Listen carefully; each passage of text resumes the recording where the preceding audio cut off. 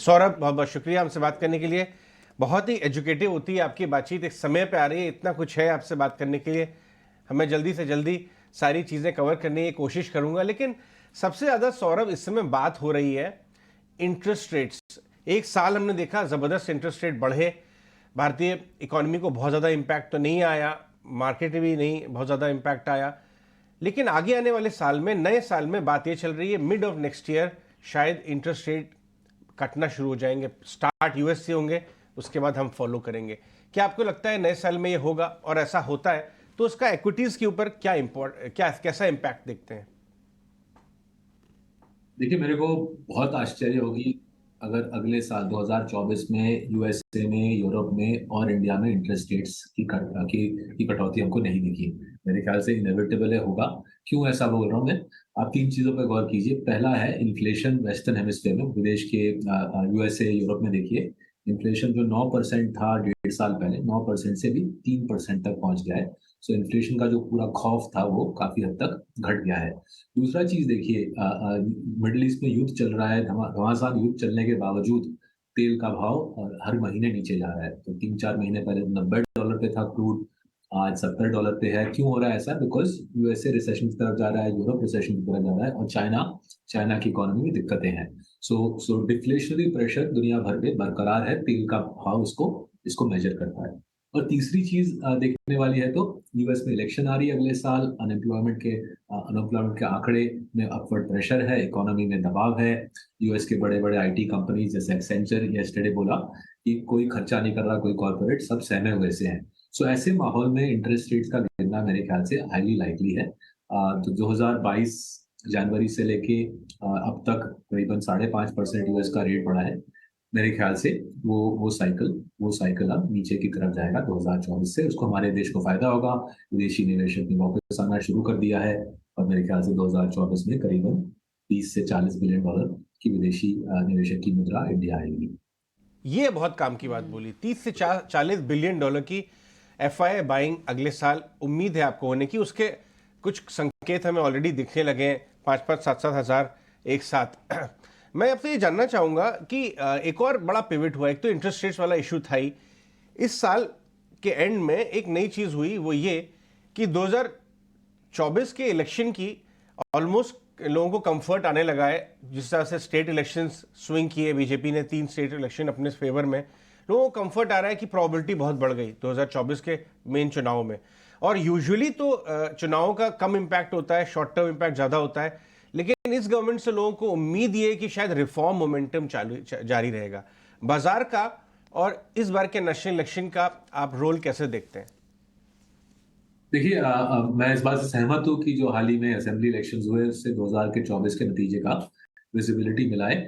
मेरे ख्याल से इसका सबसे बड़ा असर पड़ेगा प्राइवेट सेक्टर के कैपेक्स साइकिल पर। अगर ये थोड़ा गौर किया जाए प्राइवेट सेक्टर कैपेक्स पे, FY19 में जितना कैपेक्स किया था प्राइवेट सेक्टर ने, आज भी मोटा मोटी उतना ही चल रहा है। प्राइवेट सेक्टर ने कैपेक्स की बढ़ोतरी नहीं की है लास्ट 4 साल में। सारा जो कैपेक्स का उछाल रहा है वो सरकार का रहा है। गवर्नमेंट कैपेक्स करीबन ट्रिपल हो चुका है लास्ट 4 साल में। राइट, जाहिर है गवर्नमेंट कैपेक्स ऐसे इस पैमाने पर बढ़ नहीं सकता। तो देयरफॉर प्राइवेट सेक्टर कैपेक्स का मेरे ख्याल से अगले 1-2 साल में आना बहुत ही नॉट ओनली इम्पोर्टेंट है, मेरे ख्याल से लाइकली भी है। इंटरेस्ट रेट्स नीचे की तरफ जाएंगे, कॉर्पोरेट इंडिया के बैलेंस शीट्स की हालत अच्छी है, बैंक्स के पास भरपूर कैपिटल है बांटने के लिए, और पॉलिटिकल क्लैरिटी मिल रही है। ये मेरे ख्याल से सबसे अहम मुद्दा रहेगा इकोनॉमी के लिए अगले 1-2 साल में। प्राइवेट सेक्टर कैपेक्स का रिटर्न, और उसके मुताबिक हम निवेश कर रहे हैं ऐसे स्टॉक्स में जो प्राइवेट सेक्टर कैपेक्स का फायदा उठा सके। ओके, बिल्कुल। सौरभ, मॉर्निंग। साथ ही जैसे जिन सेक्टर्स, चाहे आप पावर सेक्टर की बात करें, कई सारे पीएसयू स्पेस के स्टॉक्स की बात करें, डिफेंस में बड़ी रैली इस साल, और ये बड़े वेल्थ क्रिएटर्स रहे हैं स्पेसेस, अगले साल भी किन सेक्टर्स पर आपको लगता है नजर रखनी चाहिए? तो देखिए, जैसे आपने ठीक बोला, गवर्नमेंट कैपेक्स रिलेटेड प्लेस ने बहुत ही शानदार प्रदर्शन दिखाया है, because government capex itself triple हुआ है करीबन लास्ट 4 साल में। आगे जाते हुए हमारे 3 बड़े थीम रहेंगे प्राइवेट सेक्टर कैपेक्स, तो उसको मद्देनजर रखते हुए हमने ग्राइंडवेल नॉर्टन जैसे कंपनी में निवेश किया है, RHI मैग्नेसिटा में निवेश किया है, टेगा में निवेश किया है, और 2-3 और पोजीशन हम बना रहे हैं जो प्राइवेट सेक्टर कैपेक्स का फायदा उठा सके अगले 2 साल में। दूसरा चाइना प्लस वन का थीम, चाइनीज इकोनॉमी में जो की दिक्कतें हैं और चाइना और वेस्ट के बीच में जो संघर्ष है, उसका फायदा उठाते हुए हम इंडिया में स्पेशलिटी केमिकल्स और API manufacturing, active pharmaceutical ingredients में दबा के निवेश कर रहे हैं। ये सारा साल हमने किया है। कुछ हद तक हमारे स्मॉल कैप पोर्टफोलियो की पिटाई उसी वजह से हुई है, बिकॉज चाइना के डंपिंग से हमारे स्पेशलिटी केमिकल स्टॉक्स पे दबाव आया है। बट हमको लगता है अगले 2 साल का ये बड़ा थीम रहेगा, इसलिए हम बरकरार रहेंगे इस थीम में पैसा लगाते हुए। और तीसरा theme I would say is the rise of Indian women. Indian women के पास अभी जॉब क्रिएशन का पूरा मार्केट इंडियन वुमेन के पक्ष में है। यूनिवर्सिटी से, कॉलेज से more girls are emerging educated than boys, और इनके लिए एक स्ट्रॉन्ग जॉब मार्केट बन गई है। वुमेन के बैंक अकाउंट्स में, लेडीज के बैंक अकाउंट्स में मोर पैसा है देन मेन के, एंड इसलिए वुमेन रिलेटेड इन्वेस्टमेंट्स जैसे कि टाइटन, जैसे कि नेस्ले, जैसे कि रेनबो चिल्ड्रंस हॉस्पिटल्स, इस प्रकार के निवेश हमने किया है। आगे जाते हुए भी आप देखोगे मार्सेलस के पोर्टफोलियो में मोर स्टॉक्स जहाँ पे ग्राहक जो कस्टमर रहेगा वो इंडियन वुमन रहेगी। राइट। मैं आपसे ये जानना चाहूंगा कि एक बार मुझे याद है कुछ साल पहले आपने बहुत अच्छा कोरिलेशन ड्रॉ किया था इकोनॉमिक ग्रोथ और मार्केट में अर्निंग्स और कॉर्पोरेट ग्रोथ का भी। एक और खास बात ये हुई इस बार के आरबीआई पॉलिसी में, सौरभ आपने भी शायद ध्यान दिया होगा, पहले 2-3 महीने से अलग अलग प्राइवेट एजेंसीज इंडिया की ग्रोथ को अपग्रेड कर रही थी। वो एक बात है, आईएमएफ कुछ कहता है, एसएनपी कुछ कहता है, रेटिंग एजेंसीज। लेकिन इस बार आरबीआई गवर्नर साहब ने खुद आगे की 1 ईयर ग्रोथ को अपग्रेड करके कंजर्वेटिवली 7% पे रखा है। हमें पता है कि आरबीआई गवर्नर साहब काफी कंजर्वेटिव है। अगर इकोनॉमिक ग्रोथ इतनी सुपीरियर रहती है तो कॉर्पोरेट अर्निंग्स की ग्रोथ कैसी मजबूत दिखाई देती है आपको? क्योंकि उस पर भी लोग संदेह करने लगे थे कि ऑलरेडी रिबाउंड कर गई है बेस से, अब बेस बड़ा हो गया है, शायद ग्रोथ मॉडरेट करेगी। नहीं, आपकी ये राय बिल्कुल सटीक है। शक्तिदास जी बहुत ही सुलझे हुए समझदार इंसान है। तो देखिए, एक सिंपल सा कोरिलेशन है जिसका फायदा हम सब उठा सकते हैं।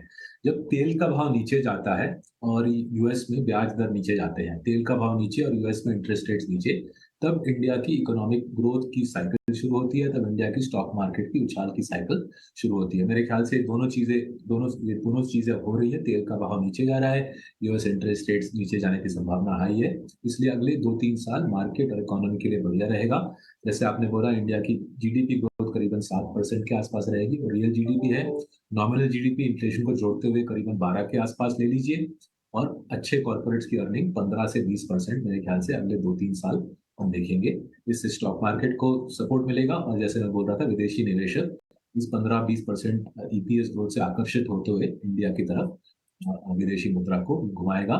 $3.5 ट्रिलियन का निवेश है विदेशी निवेशकों का चाइनीज मार्केट में। चाइनीज मार्केट ने 4% डॉलर रिटर्न दिया है लास्ट 10 साल में। इंडिया में विदेशियों का निवेश केवल $0.6 ट्रिलियन है, 1/5 चाइना का निवेश। इंडिया ने 14% रिटर्न दिया है विदेशियों को लास्ट 10 साल में। इसलिए मेरे ख्याल से भारी पैमाने पे अगले 2-3 साल foreign investors will come in, and large companies, अच्छे कंपनीज 15-20% ईपीएस कंपाउंडिंग दिखाते रहेंगे।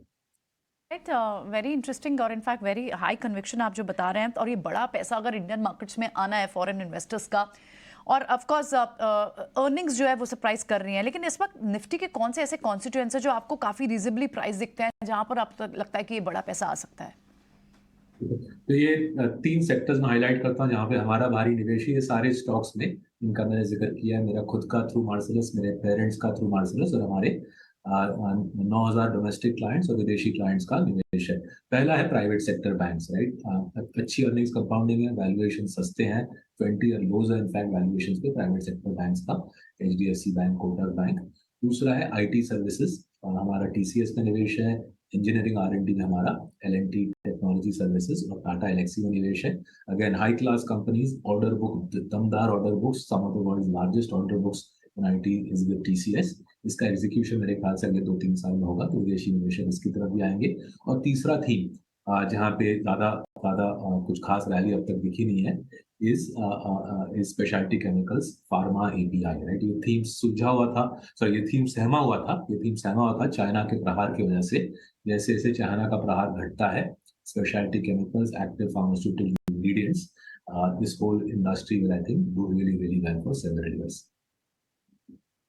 एक आखिरी सवाल मैं आपसे लेना चाहूंगा सौरभ। मैं देख रहा हूं कि पहले तो आपने अपनी फर्म बहुत ही सक्सेसफुली 3-4-5 साल में स्केल अप की है, कंग्रेचुलेशंस ऑन दैट। बट अब आपको डोमेस्टिक इन्वेस्टर्स के अलावा फॉरेन इन्वेस्टर्स का भी साथ मिलना शुरू हो गया है, इंक्वायरीज हो गई हैं, आपकी कुछ मीटिंग्स हुई हैं। ज़रा कुछ बातचीत बताएं, क्या आप कुछ ऐसे लोगों के साथ भी काम कर रहे हैं, आपको इंक्वायरीज आ रही हैं जिन्होंने अभी तक इंडिया को सीरियसली नहीं लिया था, first time India investors, FIS, क्योंकि उन्हें हम लोग अक्सर एक रंग से रंग देते हैं, सारे एफआईएस अलग अलग अलग होते हैं, एक जैसे नहीं होते हैं। तो आपकी कैसी इंक्वायरीज चल रही हैं एफआईएस साइड से? तो देखिए, जब हमारी कंपनी छोटी सी है, एंड जाहिर है हमारा भी एफआईएस के साथ इंटरेक्शन हाल ही में शुरू हुआ है। जहाँ तक मेरे को नजर आ रहा है, जो पहली बार मैं देख रहा हूँ कि ब्रॉडर एशिया से, मतलब middle east, south east Asia, Japan से बड़े पैमाने पे पैसा इंडिया पहली बार आ रहा है। तो ये वाला इंटरेक्शंस मेरे प्रीवियस ब्रोकरेज करियर में मैंने खास नहीं किया था actually. South east Asian money, middle eastern money, Japanese money मेरे प्रीवियस ब्रोकरेज करियर में ज़्यादा मैंने देखा नहीं था। वो पहली बार मेरे को अपने करियर में देखने को मिल रहा है। और दूसरा, जो बड़े बड़े दुनिया के वेस्टर्न हेमिस्फीयर के बड़े पेंशन फंड्स हैं, वो भी इतने बड़े स्केल पे इंडिया में पहले कभी पैसे लगाए नहीं है। तो मेरे ख्याल से उनका भी इंडिया आना, यूरोप, अमेरिका, कनाडा के पेंशन फंड्स का भारी पैमाने पे इंडिया में आने की संभावनाएं बढ़ रही है। तो ये दो कॉन्स्टिट्यूएंसीज के पास विशाल मुद्रा है। एंड जैसे हम डिस्कस कर रहे हैं, जिस प्रकार से हमारी बातें चल रही है, उम्मीद है कि ये लोग इंडिया आएंगे बड़ा निवेश करने। कुछ हद तक हमको मिलेगा, कुछ हद तक ये पैसा दूसरे इंडियन फंड मैनेजर्स को भी मिलेगा। राइट, लेकिन बड़ी बात यह है कि इंडियन मार्केट्स में बड़े फ्लोज आने की उम्मीद है और रीजन कई सारे आप बता भी रहे हैं। Saurabh, thank you so much for this insightful conversation.